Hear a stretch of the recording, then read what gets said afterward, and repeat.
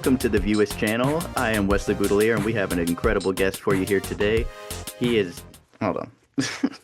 All right, cut. All right, Yeah. let's take this again. Are you ready? Yeah. Here we go. And Wesley Boudelier? Yeah. Sorry. Just want to make sure I pronounce it right. Here we go. And Wesley Boudelier and action. Thank you. Now I'll get it. Welcome to the Viewers channel. I am Wesley Boudelier, No, I didn't and like that either. Let's try it again. Here we go. You ready? And action. What's my motivation, though? Hunger. Hunger. Yeah, well, that works, actually. I Here skipped we go. lunch. Ready? And action. Whew. All right. Welcome to the Viewers channel. I am Wesley Boudelier, and we have a... No, no, no. It's Wesley. Wesley. Oh, okay. Okay. Wesley with an S. Here we go. You Right. ready? I do get a lot of And Wesley. People like to say Wesley. see? So let's get it. Wesley. All Ready? right. Here we go. And action. Welcome to the Viewers channel. I am Wesley Boudelier, and we have an incredible guest for you here today. He has been working with the Muppets for over 30 years. He is a very talented actor, director, producer, and puppeteer. You know him as Pepé the King Prawn, Bobo the Bear, Swedish Chef, Dr. Teeth, just to name a few. It's Bill Barretta. How are you, Bill? I'm good. How you doing? Thank you for Good, that thank you. lovely little intro. Thank you for your direction. I couldn't have done it without you. Well, sometimes you just got to keep working it to get Yeah, it right. It's we got a pro work. with us, so it's good. Well, you just work on that S, I Yeah. think. You'll be all right. Uh, so as we're recording this, we're about 2 weeks away. 2 weeks ago, you were here in my neck of the woods of Atlanta doing Dragon Con, your very first Dragon Con. And so That's how right. how was that? It was great. I had a great time, honestly. It was so fun. Meeting all these people, and they're so dedicated to their costumes and their just the fun of it all, and then Yeah, getting to spend some just great quality time with Dave Goles and Bonnie Erickson and Kevin Clash. We just had a really great time. We so Bonnie, there were some times when we needed to like to go to walk very far. We had a little wheelchair for her, and so we all took turns pushing her around through the back, but we had so much fun with it. She was great. She was like making beeping noises when we back up, or but spinning her around, or we would leave her somewhere and walk away. oh my gosh. It was so fun. She's amazing. She's the best, and what a sense of humor. So it was a great time, a really great time. That's awesome. Yeah, she Yeah. she cracks me up. She's like, she was at an event that I went to at the Center for Puppetry Arts back in April. Oh, Her and Dave did a thing with Steve Whitmire and Fran Brill, and it Frank was, on the TV, yeah, Frank on the TV. right? It It was, was, yeah, that was the Muppet prank culture thing, right? yes, yes, Yeah, and yeah. that's some of the most I've laughed all year. It was she is hilarious, and then Dave Oh, and Steve together obviously were hilarious, but Bonnie would give right. it right back to him, and you're like, oh my gosh, she's Yeah, she's hysterical. so her wit, and she's just so fast, and just really in the moment, and Yeah, just such a great perspective. And look at you wouldn't have these beautiful characters, these iconic without her. There's no way. right. Just would Yeah, not be, Li Do you living are you legend. and some of the characters that she's right that she created, that she Yeah, yeah. built. So Miss Piggy, Statler, and Waldorf, and then like not even outside of the Muppets, like the Philly Fanatic. I was Billy like, Fanatic, holy right? cow! Like I know. her repertoire is just insane. Amazing. The band, a lot of the band members. She's just such an influence on what Jim, wanted to bring to the world. And Yeah, it couldn't have happened without her. She's amazing. yeah. She's great. Yeah. Were there any cool fan interactions or any cosplays or stories or something that someone Just, had you sign that kind of blew you away? no, just you. Well, that's very nice of you. uh, Anything in particular? No, I think what was great was during when we were, what do they call it? Where people are signing, that whole area where they have the Yeah, table like set. the Walk of Fame. Yeah. Oh, right, Walk of Fame. I sat next to Dave. I was between Dave and Kevin, and I just was so taken with the people that would be talking with Dave, meet and just saying how much what he's done, created these characters affected them, and people getting emotional, and honestly, I mean, there was a few with me, but just the amount of people that just are taken with him, I just couldn't help but have one ear always over here to see, what they were talking about. But for me, I don't know if I signed. Honestly, I don't have the greatest memory in the world, but is there anything in particular?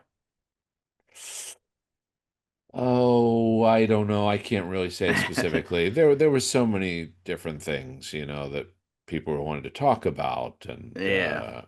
so I just tried to be in the moment. And often when I'm like that, I don't really recall a lot of it. I tend to just be Yeah. there for that Well, moment. it sounds like y'all had a great time. You were a big hit because I know they had like several panels throughout the weekend, and it was great. Yeah, It the was panels were fun. yeah, and there's not as much stuff going. I was there on Monday, which is the last day, Labor Day, and that's Mm. usually kind of when things are dying down, but like not for you guys at all. There was a full panel that day, and lots All of right. people in line to get stuff signed and talk to you guys. So it was I'd say it was a big Yeah. hit.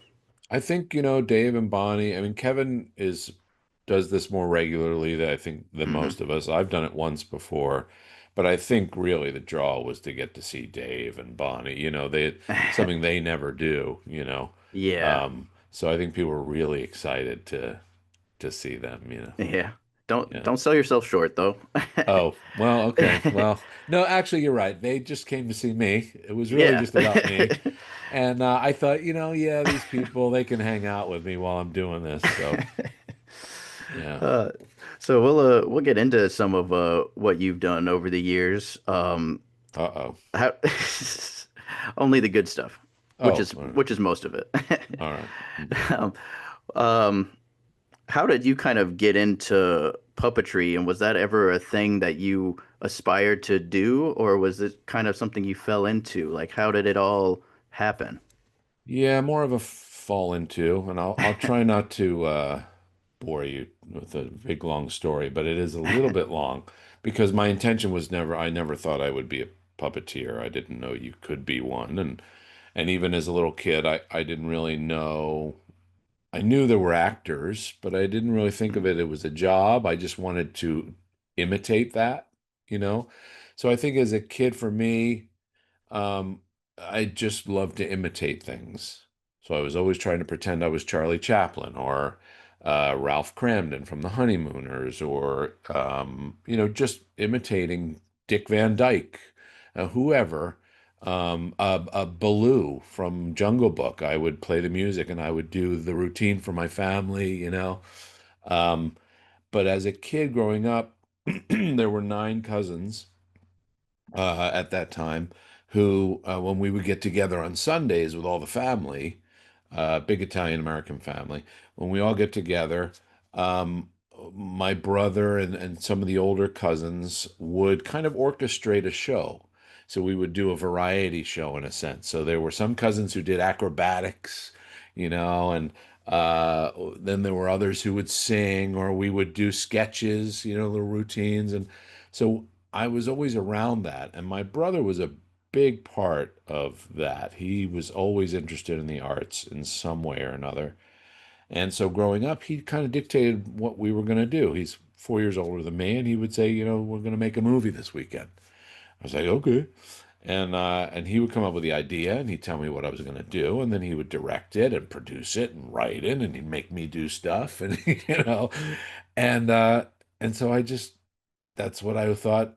This is what I want to be. If I can be this, how can I do that? And I just kind of would be in the plays at school and just kept trying to follow that passion. And I didn't think about this until much, much later, but my mother would occasionally get a puppet from somewhere. Like she would go to Italy. If I don't know if you can see, there's like this little kind of hanging marionette kind of guy. Yeah. He's from Italy. She saw that and she grabbed it and she brought it home. She just thought I might like it, right? Um, We had my brother and I had Charlie McCarthy and Mortimer Snurd Yeah. puppets as kids, so they were around, but it wasn't Hmm. like a thing. And then my brother, I think he was 14, maybe. He decided he wanted to figure out how to make a Muppet. He wanted to make puppets, and so he wrote to Jim, just this 14-year-old kid, said, I guess I can just write to him and I'll ask him, you know." And he's an artist, my brother. He's an author illustrator for children's books. Excuse me. If you get a chance, check out his books. JimBarretta.com. Yeah, I know Amazing. he's got a Steven Spielberg book, which is right up my alley. Oh yeah, yeah. He does a lot of bio, excuse me, a lot of bio type books. He's done something called Now and Ben about Benjamin Franklin, Oh wow. Leonardo da Vinci. His latest one is about Andrew Wyeth, an amazing artist, painter. Anyway, he's great books. Check out his stuff. So, so he at that age was always drawing, and he created a little letterhead of his own. And I remember in the top left corner, it was this kind of collage of characters that he created, but also Bert and Ernie were in there. And so he used that to write to Jim. And then Jim wrote back and he said, here's some instructions, just encouraging him to enjoy it. And he sent how to make a Muppet instructions. And then he also said, by the way, I really love your letterhead there, what you're doing, Wow. and good luck. Yeah. And so there happened to be, for whatever reason, we lived in Bucks County, and there was down in our local shopping center a foam and fabric store. And so we went there, we'd ride our bikes and we go. And so Gene would go and we went and with our cousin Gary, who's older, more my brother's age. And we bought foam and they had little wiggly eyeballs and they bought the materials and came home and I just kind of helped. But they created, I wish I could show you the picture. There's still, I have a photo of it. They built these two cowboys, kind of Bert and Ernie-ish, but two cowboys. And my aunt Kathy, uh, at the time was a deaf mute teacher. And so we asked if we could or Gene did, I should say, asked if we could do a show for the kids. And we went and did these puppet shows for the kids.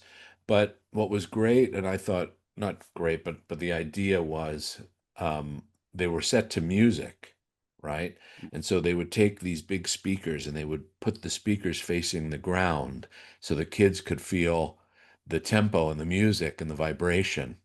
Wow. So it was always a visual performance, like gym stuff, right? Exploding confetti and all that kind of fun stuff. Yeah. But it was all set to music. Um, and so, that was about, I don't know how long we spent doing that. Not a big amount of time. Mm. Um, but it was like a summer or two or something, of puppets, but always mixed. Gene was always doing a new animation or another movie. Um, and then as I got older, I started to take some acting classes. I took some private classes in Philadelphia. And then that teacher was a student of a guy named Sanford Meisner. I don't know if you've ever heard of the Meisner technique. Oh, Um, actually, yeah, that does sound familiar now that you say yeah, that. if you get a chance, look up the Meisner technique. It's one of the earlier acting techniques that many of the kind of greatest actors were taught and have learned and used over the years. And this was in New York. So I fortunately had a chance to study under Sanford Meisner, the guy who created this technique. He was in his 80s, and Wow. I got to go there and yeah, learn this from this amazing teacher and the other teachers there as well.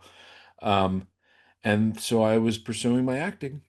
And sorry, I told you it's going to be long. I can't keep it short, I guess. No, no, I I'm loving apologize. this. Okay, so I'm in New York for a few years, and I just feel like I'm living in the shadows and I'm underground. I'm always in the subway, and I thought I need to just kind of get away from here. And I thought I'll try California. So I moved to California, and Ended up renting a house that my cousin had because she had just moved out of it to another home in Long Beach or North Long Beach, which is about 40 minutes south of Los Angeles.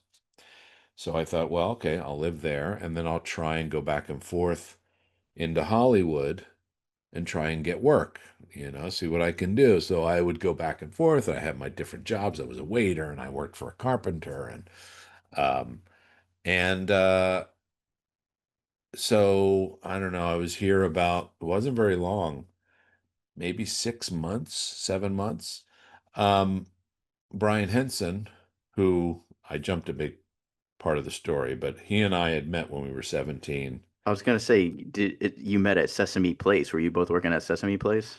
Yeah, I worked there the second year they opened, and he came to work the following summer, and that's where we met. We were 17. What Um, what kind of stuff were you guys doing there? Was it performance or because no, no, we were cleaning toilets and picking up cigarette butts and putting oh my kids on God. rides. It was all man powered. There were Why was Brian doing that? I guess he was young at the time, but that's he wanted a regular job. He wanted to go see that's what it was wild. like. Yeah, he lived in Princeton, New Jersey, so he'd have to commute a bit to get Yeah. there every morning. Um, but he wanted a job. He wanted to, Wow. yeah. So I think his dad encouraged all the kids to, get out there and work, and they weren't just kind of like, here's, Jim Henson, and I'm gonna give my When kids money. when you guys met, did you know that he was Jim Henson's son at the time?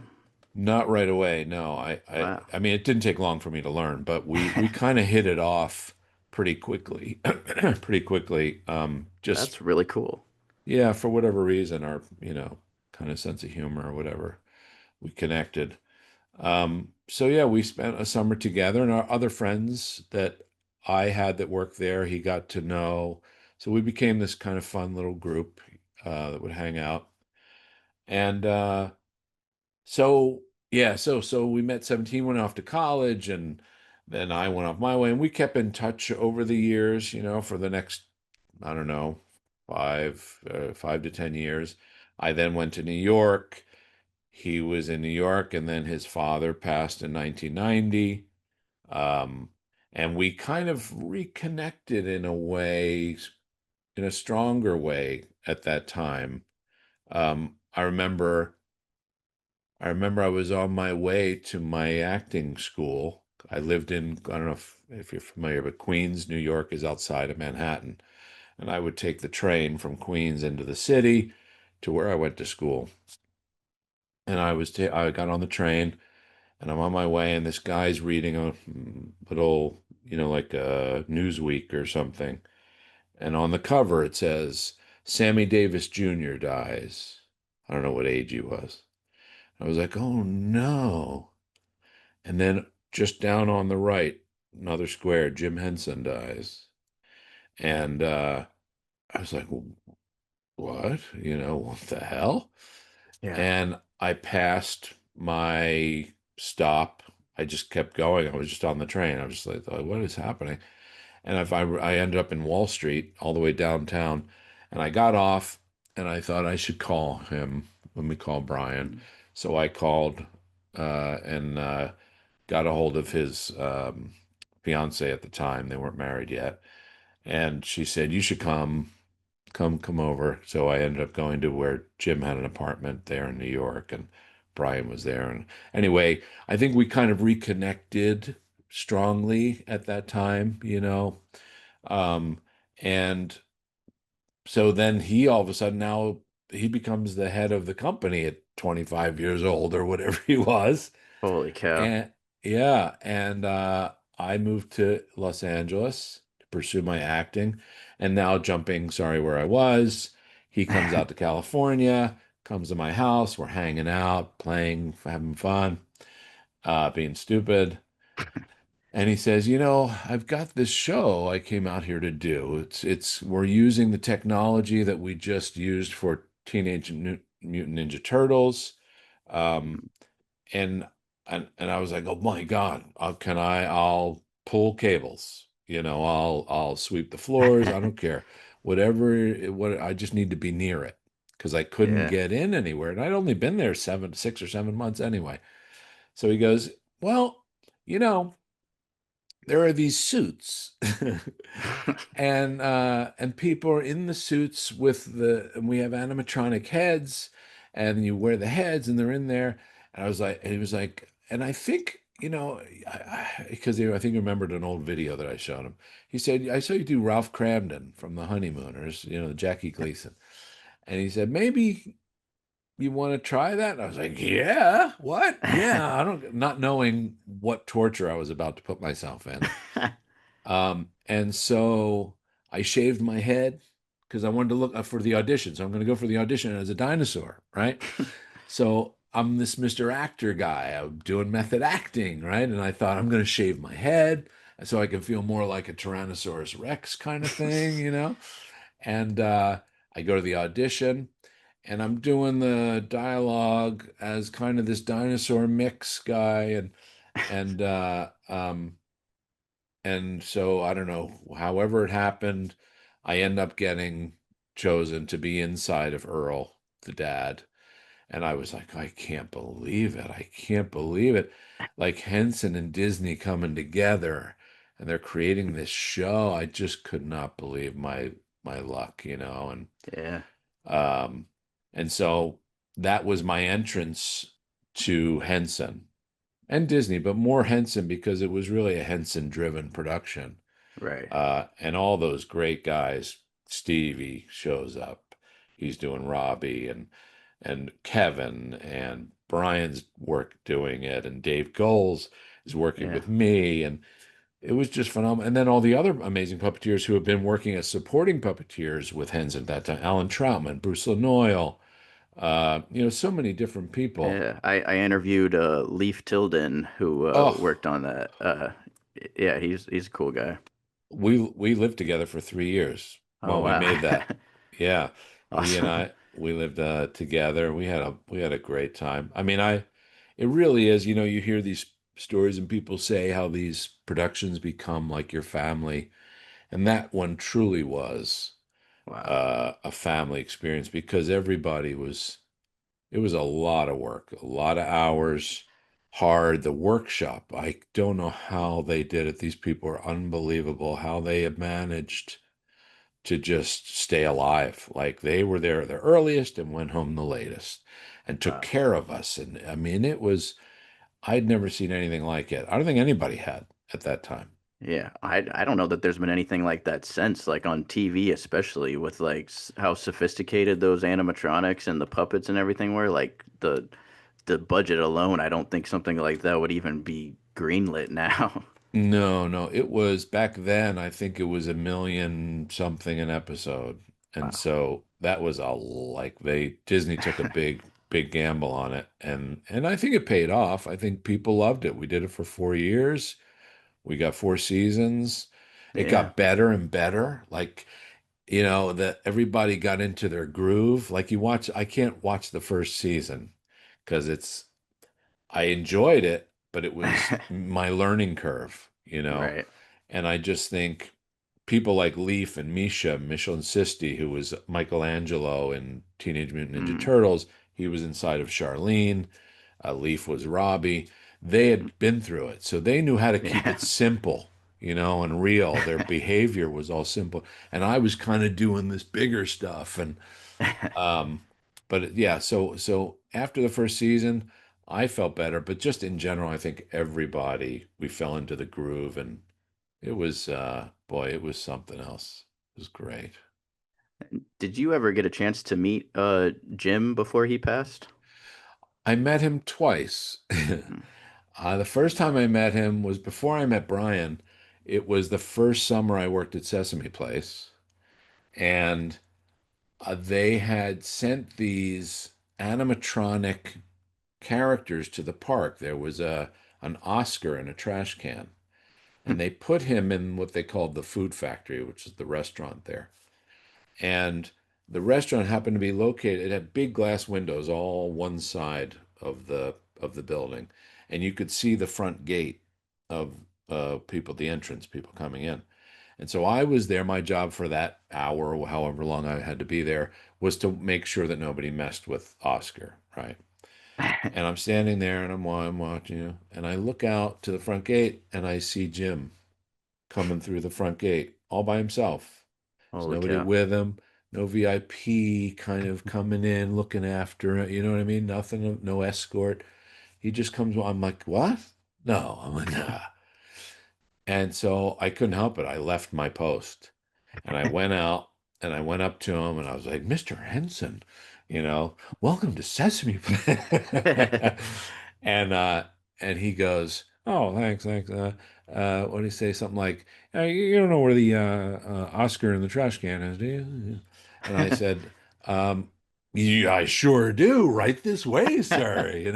And I took him back. It was amazing that, you know what I mean? Like I was working that Yeah. area and he needed to see it. So I bring him over and I just watched him kind of watch people enjoy it, and he was seeing how it worked, and he was like, okay, thanks. Hey, nice to meet you, Bill. Yeah. And then he went off, and whatever, I never saw him again that day. And then the next time was my brother and I went to visit Brian in New York, and we went to where Jim's apartment was, and he was there. And so we got to spend a little time with him there, with Brian. And so, yeah, just twice. That was it. Man, Yeah. still that's pretty incredible. And it's incredible, like especially that first time to not expect to see him, and he's such a like iconic figure to just see him like walking up so No, it was, casually. yeah. And to come in just where everybody else does, my understanding, and I didn't know him, but my understanding of him now after all these years and learning from everybody who really knew him, and that was him, right? He didn't need some sort of special adulation, or he just Yeah. was like one, you know what I mean? He's just a real guy, and just came in. He was like, I'm gonna go, I guess. I guess he was like, I'm gonna go see it. Yeah, I But then mean I imagine somebody knew he was coming, right? yeah.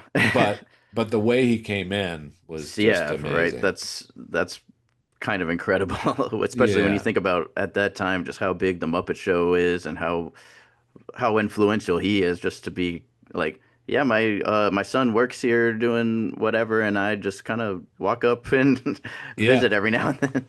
Well, and this was before I think Brian started there, right? So this was just when it really first opened and they were trying these new Yeah, animatronic things. But yeah, wait, when did the Muppet Show end? that's a good question that I Do you should know that? know off the top of my head, and I do I not should know. too. But this was 81, so I think it might have been over. I think it might have ended Yeah, you might be already. right. I'm not positive, but yeah. I'm sorry, I was just trying to remember. I would, like I said, terrible memory. No, that's interesting though. There's a lot of Muppet and like puppetry people who kind of started with theme parks because I know Steve Whitmire started at the World of Sid and Oh, Marty Krofft, and Marty, right? Yeah. yeah, and then BJ Geyer, who I met Uh-huh. recently, he started at Disney's well, it would have been MGM Studios then, but now Disney's Hollywood Studios doing a Oh, there was like a Muppet show there, like not Muppet Vision, but one with like big mascot suits. yeah, yeah. Yeah, and he John was doing that. Tartaglia. You know John Tartaglia? Yeah, yeah. He worked at Sesame Place. Oh my God. Yeah, Yeah, we're both from Bucks County. We're both from there. wow. The Eh, theme park to Muppet pipeline. well, not just Muppets too. The two of my friends that I grew up with became the creators of Kim Possible. Holy cow. Yeah, and other amazing Disney and Nickelodeon projects. Yeah. Yeah, Mark McCorkle and Bob Schooley were partners that moved out to Wow. LA and became these great, creators. And my brother went on to anyway. Yeah, it was just kind of this pool of Bucks County artistic people or something. That's pretty wild. And the Yeah. Muppet Show did end in 1981, so Oh, there you so go. just Yeah. finished. How about Yeah. that? Yeah. Um, so moving to Muppet specific a little bit, I know I don't know if this was your first Muppet production, Muppet Treasure Island, but how did you kind of move up in the ranks of Muppets to go from like getting started to kind of creating your own original character with Pepe. Like, how did that Mm. kind of going up the ladder go? Yeah, well, I don't know if there was a ladder so much. Yeah, for lack of a better term. Yeah, no, I get you. I'm just, it was less planned, it was kind of something that evolved, you might say, maybe gradually. Maybe not so gradually. Maybe it kind of happened quickly, in some ways. But my first film was Muppet Treasure Island.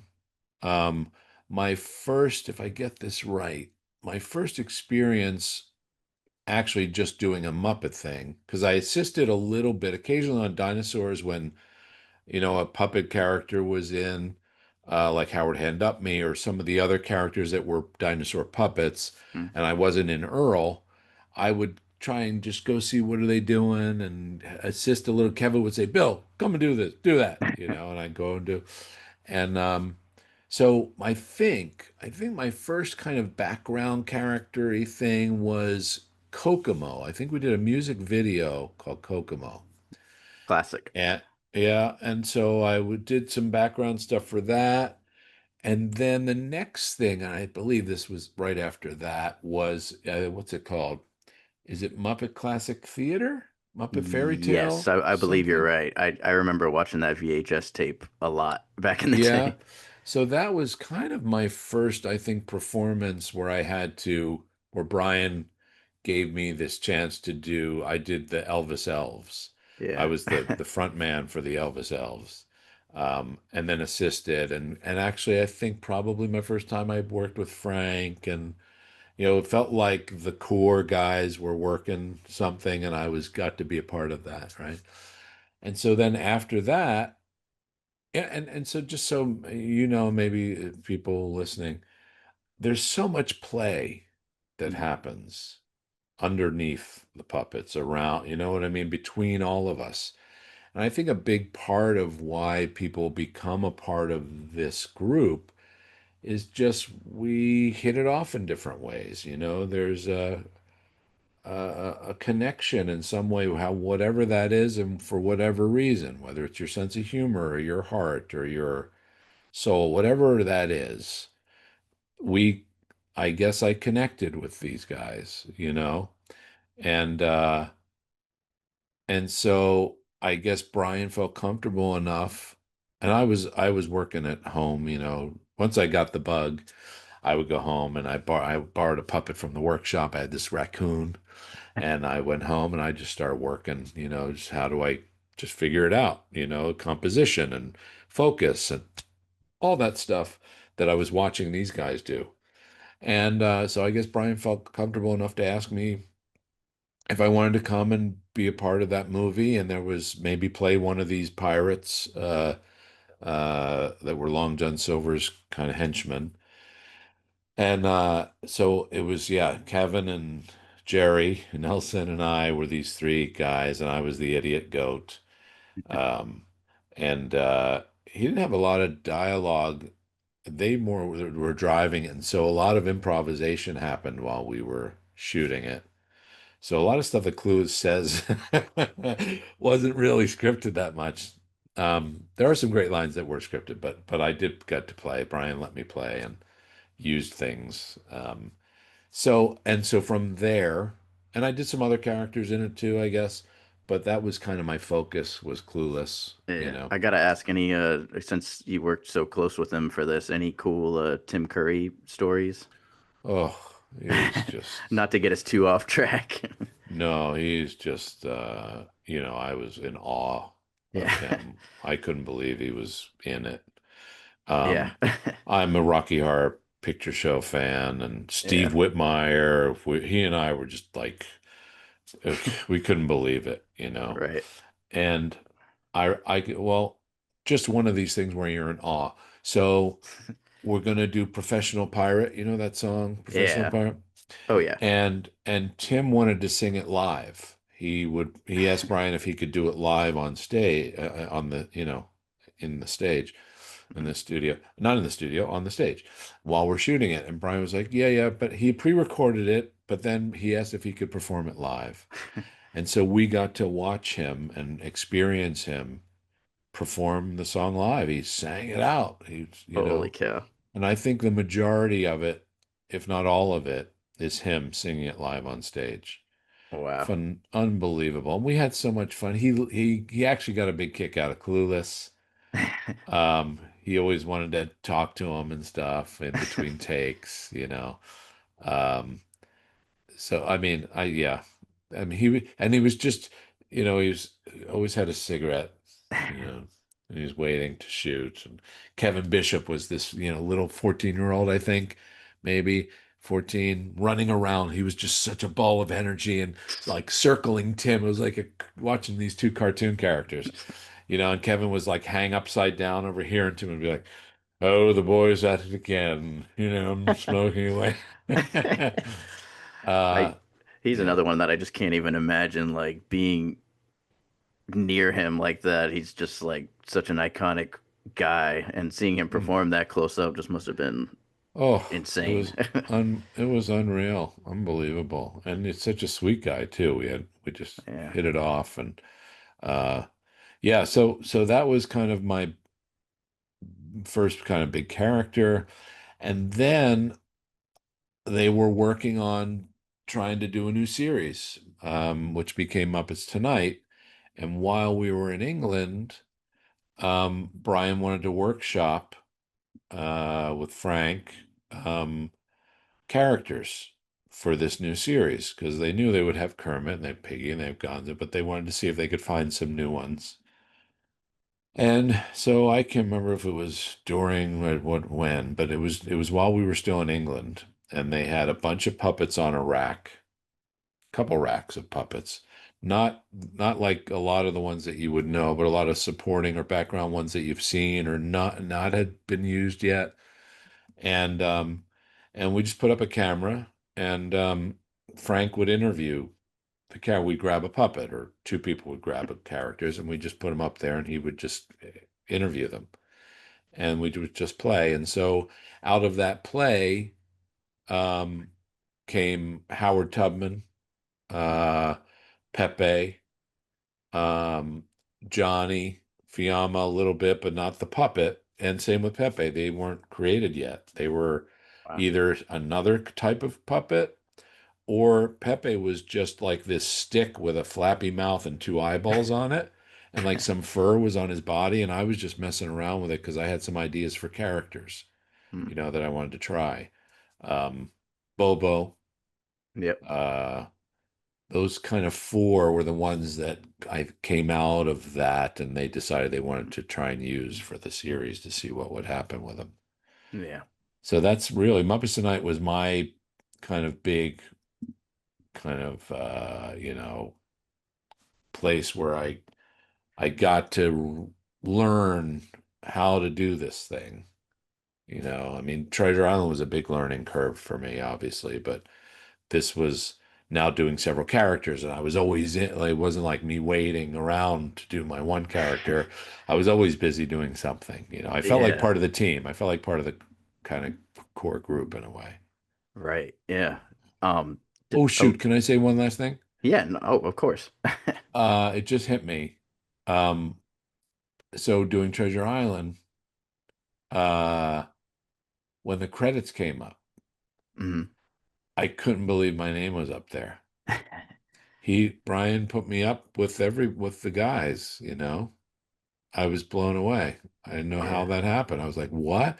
So went through, it was Dave and Steve and Kevin and Jerry and me and Frank Oz. I was like, what? I'm the guy like right before the end, Frank Oz thing. That's incredible. Yeah, I That's got couldn't to feel believe pretty it. good. Oh, I was crying. I couldn't Man, believe it. Couldn't that's believe the it. best. Yeah. Wow.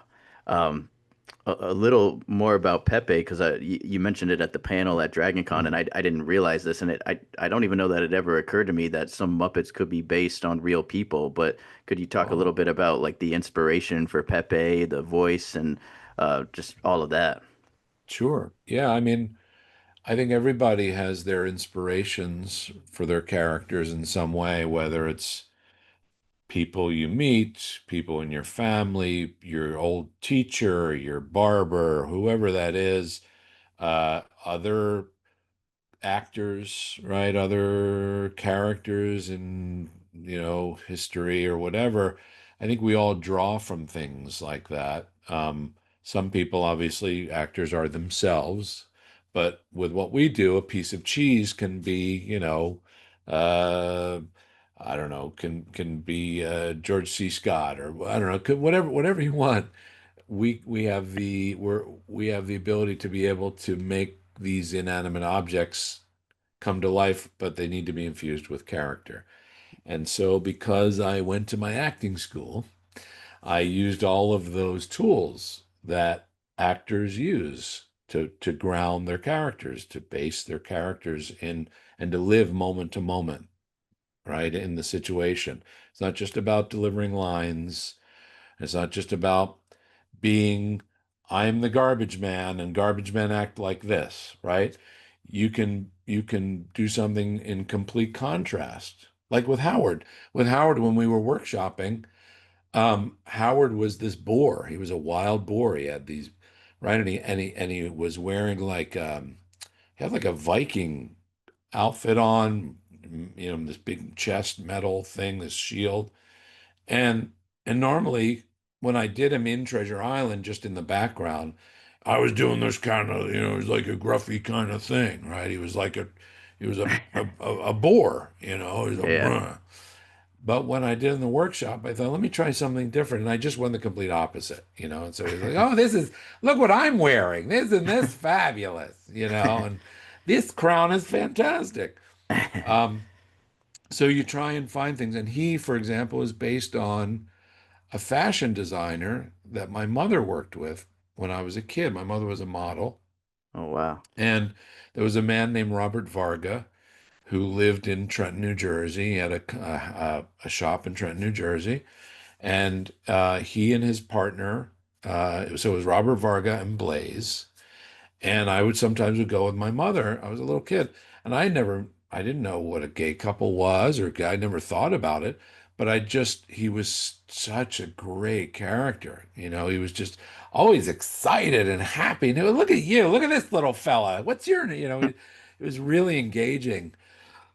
Excuse me. And so I never forgot him. He was always somebody that I thought, this is a really fun, kind of full of life character, and so I drew from that.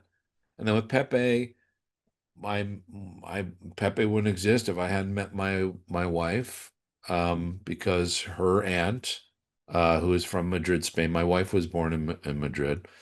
Her mom, obviously from Madrid, but her aunt, Maria Teresa, she lived here in America, and I got to meet her when I first met my wife, and I just never heard anybody kind of speak in this way. She would speak in statements. It was never really questions, really, occasionally, at least with me.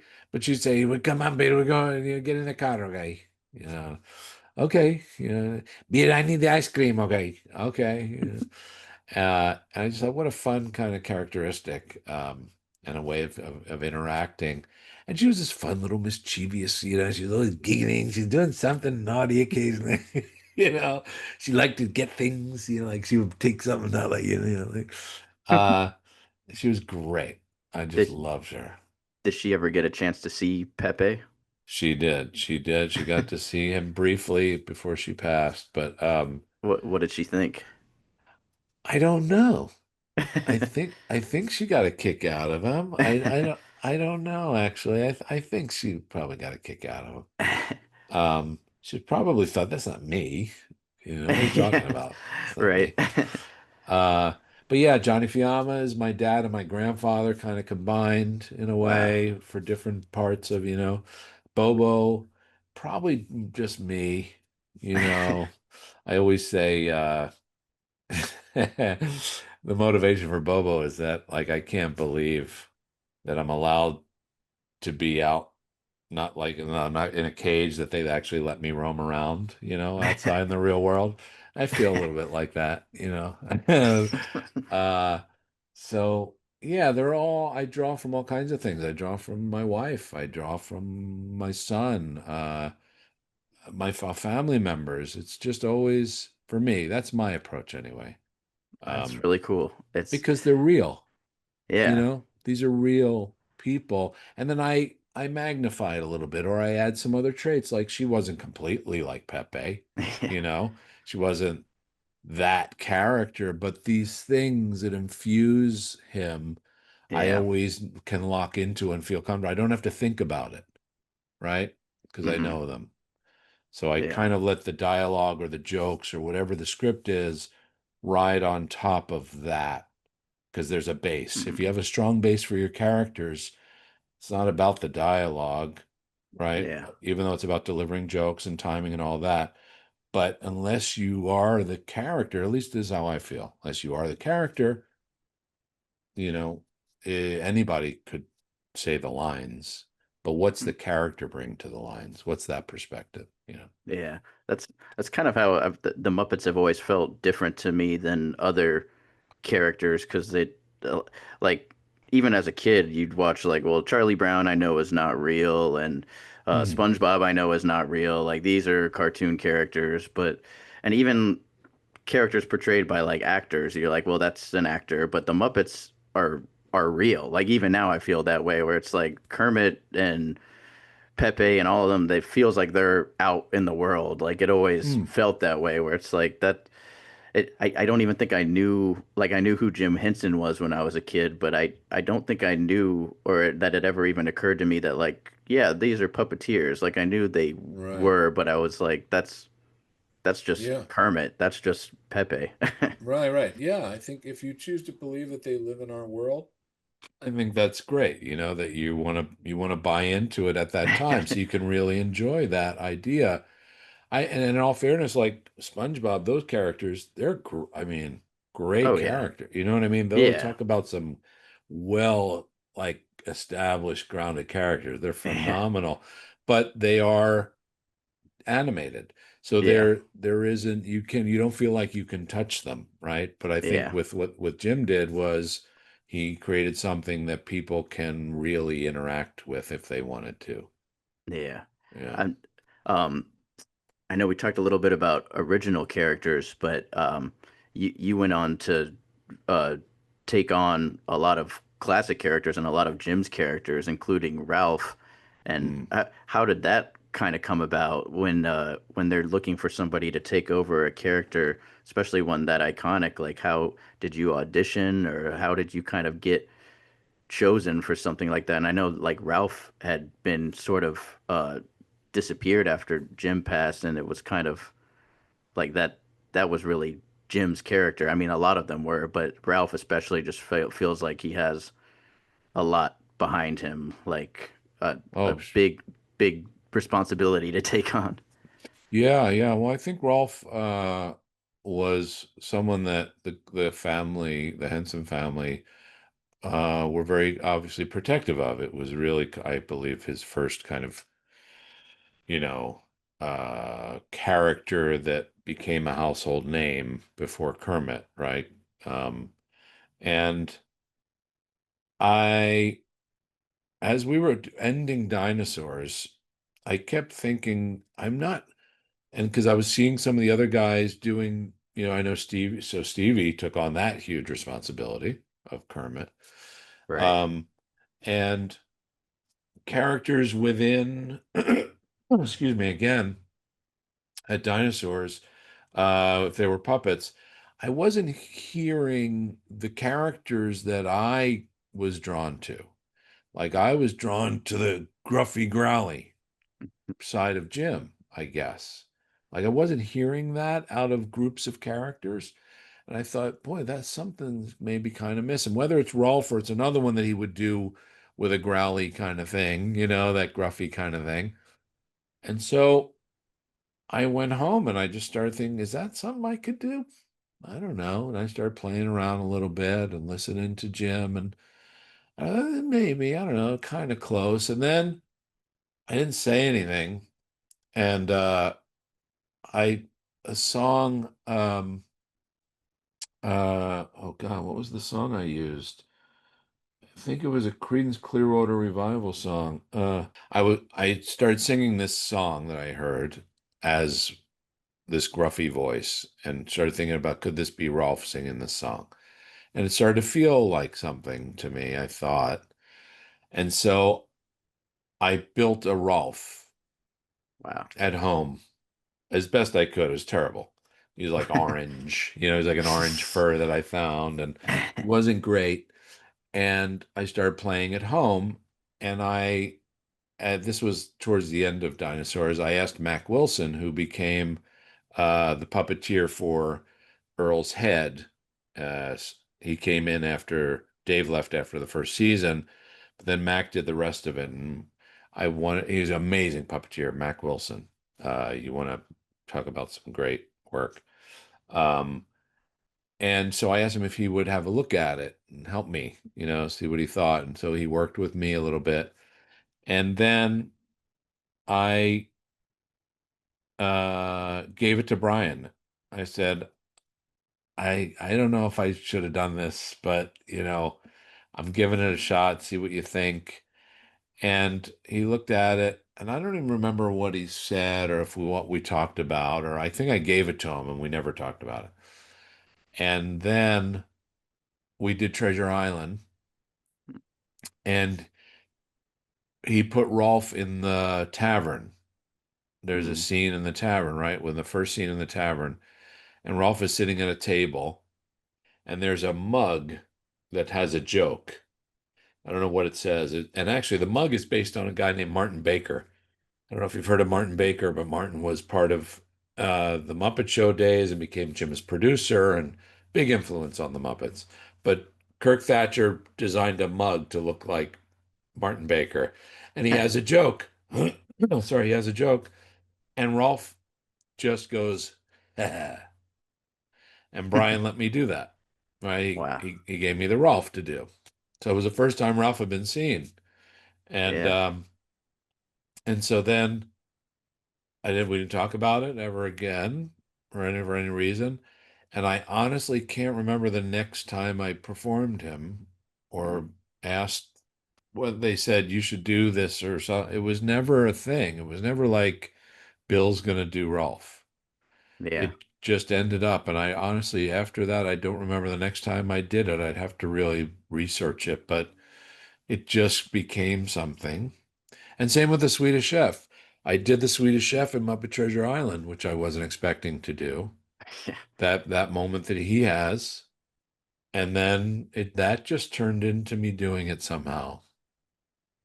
Yeah, So, I feel like Steve had a similar story when I asked about Kermit because mm, in my head I would just picture like there had to have been t- something, some kind of official business, but it no, seems like everyone just kind of like it just kind of happens. yeah, I don't know how Steve's. That was before I started. I didn't know Right. Steve until Dinosaur, so I don't know what the process was for them having Steve do it.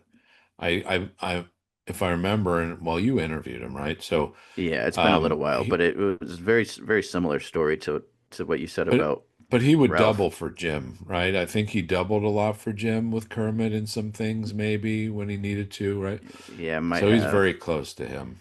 Yeah. I missed that experience of being next to Jim, and so I had to.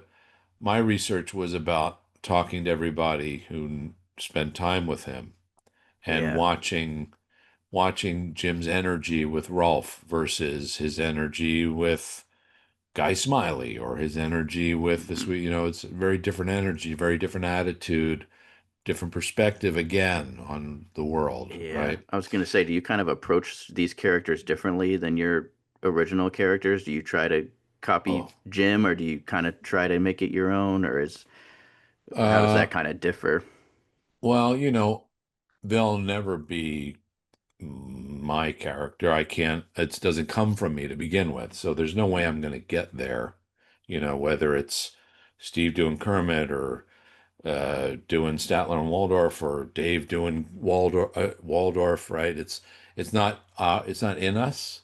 So it's never, I think, at least my belief is it's never really true. And you can audibly get there, maybe close, depends Yeah. on, are you really Eric Jacobson, great voice artist, Mm. can get, I mean, like really nails the voices, right?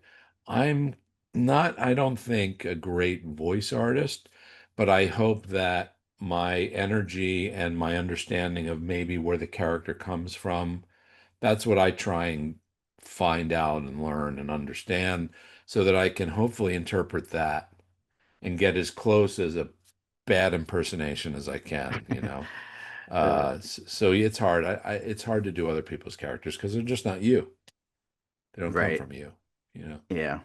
I would give yourself more credit for sure. I think you're great at those characters especially, but also Dr. Teeth. Like the Oh, stuff you guys were doing with Muppets Mayhem was I thought really incredible. I really liked that show a lot. oh, good. Yeah, I did too. I had a great time making it. I loved making that show. It was really fun. Great process. Hard to Yeah. do. Everything's always a challenge with Muppets, but we had a little more kind of uh, the performers and the people who make these things were in it a little more this time around.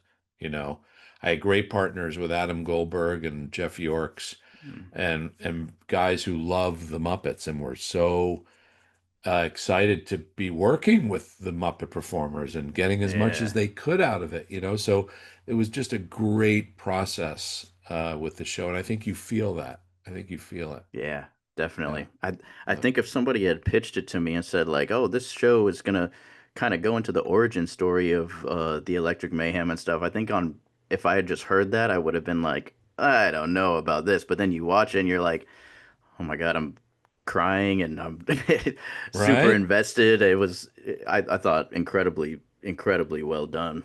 Oh, thank you. Yeah, because the band, my thing was, well, we did a concert called Outside Lands, or it was at Outside Lands, not called Outside Lands. We did a concert, and after we did that, I thought we should really try and do something about the band on the road, right? Playing, going to all these festivals and things, and uh, and so I was trying to pitch that idea, and little did I know at the same time, around well, a few years after, but um, Adam and Jeff were wanted to pitch an idea of the band making their first album.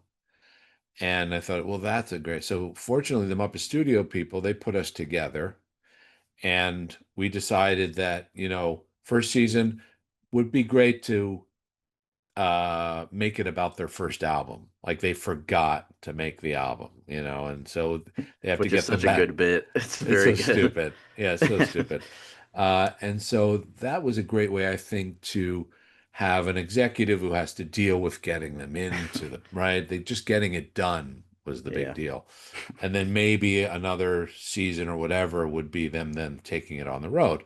But what I loved and I really pushed for was not the, and Adam and Jeff too, um, was the band up to this point had really been known as a group, Mm. uh, um, kind of, some there are occasional things where they like Animal stands out on his own in certain ways, but it was always kind of a group gag or a group bit, or they all had the same kind of take on everything, right? They're all in agreement with the gag that we're using them for. And Yeah. I just thought, let's see their personalities, let's break them away some more. They have personalities, and everybody who Man. created these characters certainly had their original perspective on who they are and what they do, but we didn't really ever get to explore it. And so Mm. that was just a blast to explore, you Yeah. know. Yeah. Yeah, I liked it a lot. It was very fun. But I have another question for you, and I hope I don't sound like a Debbie Downer, but I'd be interested to hear your perspective, because I feel like with the Muppets, uh, anytime they show up in certain things, like I feel like it's always a big hit. Like I think the recent Super Bowl commercial was really big, and I feel like Mm, every time I go online, like anyone who pitches, I'm sure you've heard people will say like, "Oh, let's pick a movie or a story and replace everyone with Muppets except for yeah. one person," and that I feel like someone goes viral with that prompt like every other week. Oh, really? But yeah, but I feel like the Muppets have become memes over the years. I feel like the Muppet love is still there, but then things like Muppets Most Wanted or Muppets Mayhem don't necessarily do as well as people would hope. Where or like people like me or yeah, but I'm wondering, what do you think that the Muppets' place in this world is now? Because I know I feel like it's hard to get there, but the love and the want for it is there. But then I feel like it's hard to get people who maybe like seeing like the casual people who aren't weirdos like me who they see the Muppets and they're like, oh, I do like that, but then I feel like it's hard to get them to like, okay, now go see this or go watch this. But so where Yeah. do you think the Muppets are in this world? Like where's the Well, best place for them? I don't, I can't tell you exactly. I mean, I think in general, not just Muppets, I think in general, the age of social media and the world we live in has created an impatience for storytelling, you Yeah, know? And so it's becoming far and few between that you have shows that people latch on to that are about storytelling, right? And it's all has to happen fast now, or at least faster. yeah, Um, and I guess I guess my hope is that the perseverance of hanging in there and maintaining that integrity of the characters and storytelling will actually shine again because everything is becoming such all the same, right? Everything's yeah, fast. And we're doing it, right? We're doing social media stuff and we're doing bites and we're doing all that yeah, stuff. But I, and what do I know? But I think when everything becomes similar, it's when these standout moments become popular and recognized again. So my hope is that we Mhm. can maintain the idea of telling good stories because I think good stories always survive, right? Good Right. stories, good comedy. Um, I my hope is that because everything is becoming so similar now, Yeah. that something like the Muppets or whoever else, whatever other brand or whatever you want to call it, Mhm. um, hang in there. They'll shine because they're different from everything else, you know? Yeah. So I don't know if that's a great answer or not. I feel like the Muppets just have to maintain who they are, and hopefully new audiences think they're funny and still relevant, whatever that means. Um, so I think we just kind of are trying to keep doing what we do, and hopefully people get a kick out of it and want to watch, you know? Yeah, It's definitely all, sorry, it's it's all about the data now these days, right? right. Yeah. How many people are watching? How many people are turning off too soon? How many people are watching all 10 episodes? Oh, they're clicking off at six. Yeah. It's all kind of based on that. And so it's a challenge for anybody, not just the Muppets. Um, Yeah. so we just try to keep them watching, I guess. We just have to come Right. up with good stuff. Yeah, I feel like that's part of it too. I mean, I'm no one to talk about it really, but it's like managing expectations, I think, because I don't know that the Muppets, as even though I think they should, I don't know that they will ever get like Marvel numbers, you know what I mean? So, I don't know. I yeah, don't we know. can just kind of hope for it to be I don't know, but I think you guys are definitely doing some exciting stuff. I know the rock and roller coaster is a big thing that's coming up. Yeah, Then yeah.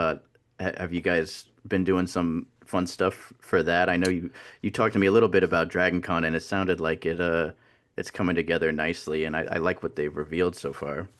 Well, yeah, I mean, I have some idea of things. And if I could just say one thing real quick, Mm, uh, numbers and getting, Marvel kind of numbers, right. um, at least for me, the intention is never to try and shoot for the numbers, right? No, yeah. You try and create the best thing and hopefully, because they don't know, Marvel doesn't know. There's Yeah. no formula where they go, yes, well, if we put Dr. Ginjin with Larry, that will be a great explosion and everyone will love it. Yeah. They're trying too. And Yeah. so certain things hit stronger than others. And there's people trying to figure out how do we do it.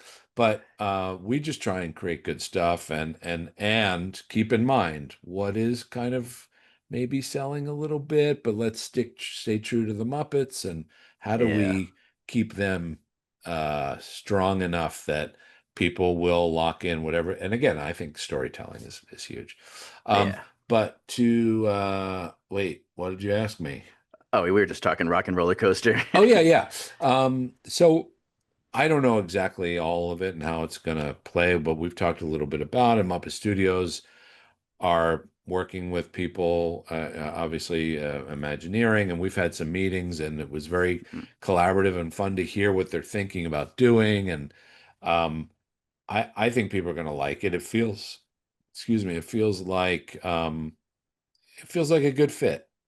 Yeah. And they're still working on it, still more ideas to come, but it feels like the basic idea of how they're going to integrate the Muppets. It feels fun. I think people will dig it. I think it'll be good. Yeah. I know I was there for the last day of Muppet Vision, and obviously Oh, people were real kind of upset about everything. But I think once they revealed some of this stuff where they're like, oh, Scooter's uncle bought the record oh company yeah, and this and that, and you're right, like, yeah. okay, maybe they're cooking up a little something here. As Yeah, they uh, want to they want to make it good. They want people to enjoy it, and um, some of the people working on it were part of the original. Excuse me, were yeah. part of the original ride, and so Mm, there's passion behind it. There's people who want it to be great. So, yeah. and Imagineers are great. They're great. Yeah. Are you writing anything for it, or is it not that No, far up yet? Yeah. no, no, no. That's all kind of being developed, and then at some point, I'm sure we'll, connect and talk about things. Yeah. But it's still they're working on it. Yeah. No, Yeah. I'm very excited for that. Big theme park guy. Did you ever go and see Muppet Vision? And out here in California, Oh I yeah, went yeah. I was there to see for a it little here. bit. Yeah. Yeah. And as a matter of fact, we shot some new things. They were getting new glasses. They needed something like they were getting new 3D glasses to use. And we shot some new content. And I don't know if they used it at Disney World or just here. Um, but yeah, it was after Muppets Tonight kind of years, maybe around the 2000s or something. We shot some stuff, and so yeah, I you know certainly saw it here in Disneyland. Yeah. It's Yeah, it was an incredible show. I think it's I mean, yes, all right, I might be biased. I think it was the best theme park show around, but all right, all right, it yeah, was very cool with everybody on the last day really showing out with their puppets and cosplays.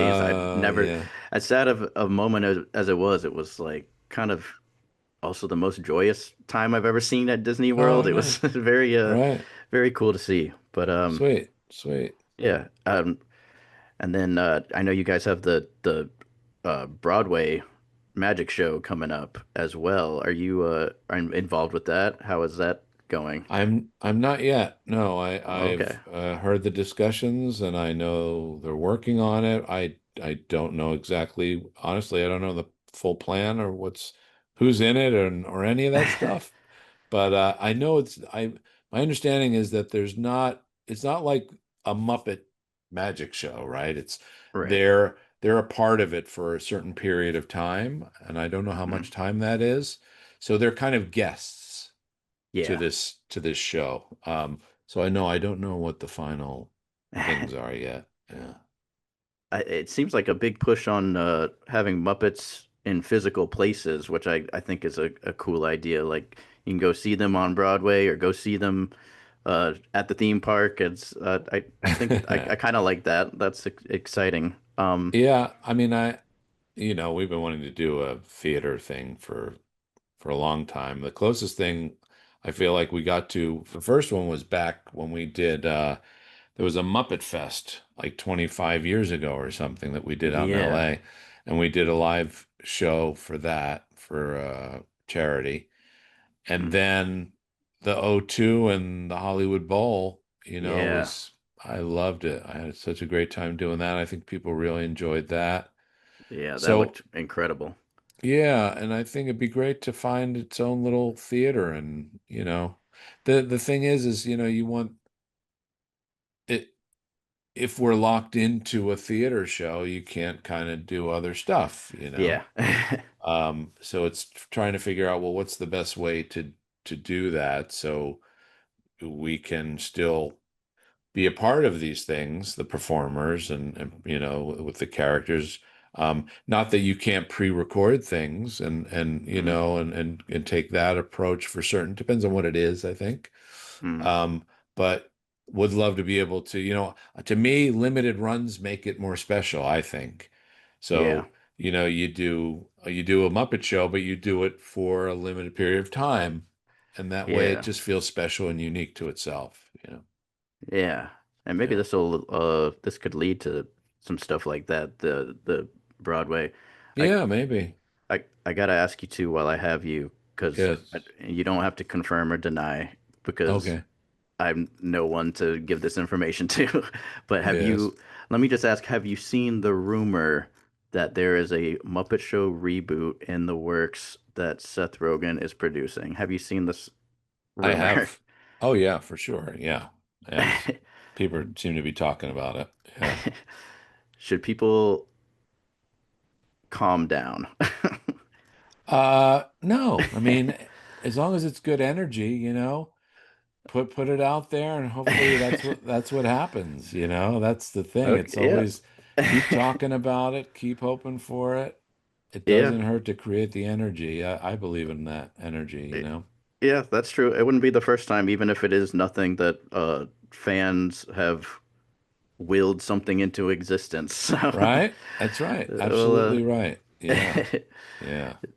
um, well, thank you so much for taking the time with me and for chatting about all things Muppet. And I know we probably went way longer than expected, but I really appreciate it. And this was a, a thrill for me. I hope Oh, hope you thanks, man. enjoyed going down memory lane.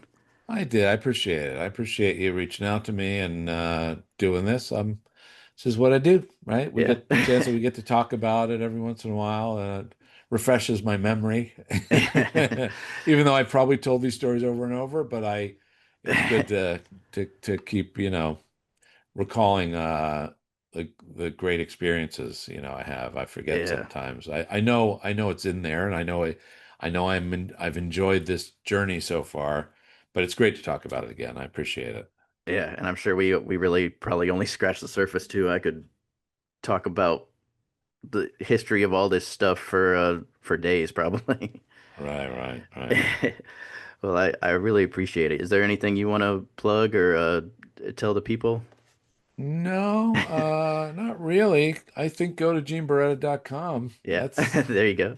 That's a good thing, and we do our the Beretta brothers occasionally. I wish I could Yeah, say that it was more steady, but between the two of us and doing different things, we can't keep it up as we'd like right. to. But Yeah. when new things come, we try and do some more. So if you haven't seen a lot of our shows, there's some great episodes for the Beretta brothers. Um, if you get a chance and you've never heard of it or haven't seen it, go there. There's, I think, 50 episodes or something or more. I don't remember how many we've Nice. done, but there's a variety of all kinds of from, you know, Ricky Gervais to Frank Oz to Jane Gutnick to it just covers just fans. We like to do stuff where we'll do like games with the fans out there who call in and um, it's fun. It's always fun, and it's silly. Yeah. We don't take it too seriously. And uh, so, if you haven't seen it, anybody listening right now, go check it out. It's kind of fun. Yeah. Yeah. Check that out and go stream Muppets Mayhem.